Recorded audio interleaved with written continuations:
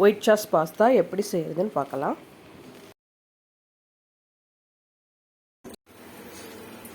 தண்ணி நல்லா கொதிக்குது. இப்போ பாஸ்தாவை போட்டுருங்க.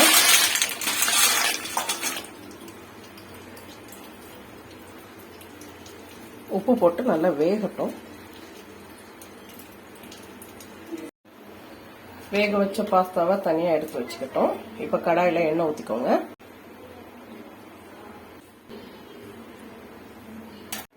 எண்ணெய் சூடாயிடுச்சு. இப்போ 2 வெங்காயம் 10 பல்லு பூண்டு போட்டு நல்லா வதக்கிடுங்க.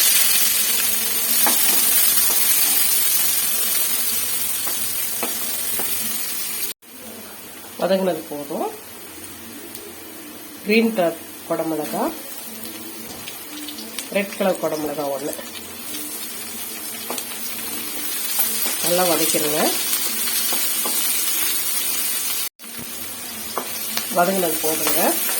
இப்போ வேக வச்ச பாஸ்தாவை இது சேர்த்துடலாம்.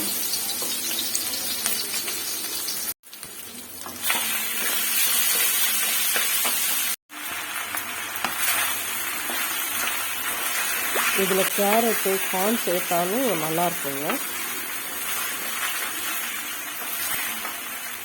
சில்லி ஃப்ளேக்ஸ் போட்டுக்கலாம். பெப்பர் தூள். நான் பெப்பர் தான் ஜாஸ்தியாக சேர்த்துருக்கேங்க.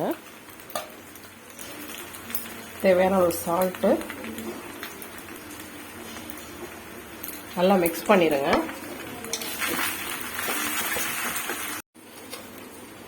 அவ்வளோதாங்க, ரெடி ஆயிடுச்சு. இறக்கிடலாம். பட்டர் சேர்த்துக்கோங்க. ஒரு ஸ்பூன் எண்ணெய் சேர்த்துக்கோங்க. மெல்ட் ஆகட்டும்.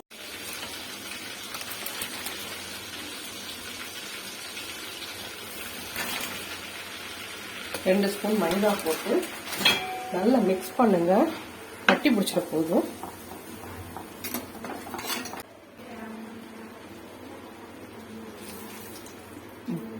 பால் சேர்த்து நல்லா மிக்ஸ் பண்ணுங்க. சீஸ் சேர்த்துக்கோங்க. நல்லா மிக்ஸ் ஆயிடுச்சுங்க. சூப்பராக வந்துடுச்சு. இப்போ இதை அப்படியே நாம பாஸ்தால சேர்க்க போறோம்.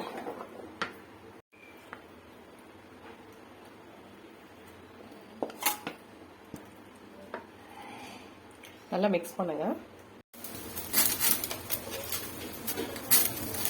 காரத்துக்கு கொஞ்சம் பெப்பர் தூள் சேர்த்துக்கலாம். பாஸ்தா ரெடிங்க. வாங்க சாப்பிடலாம்.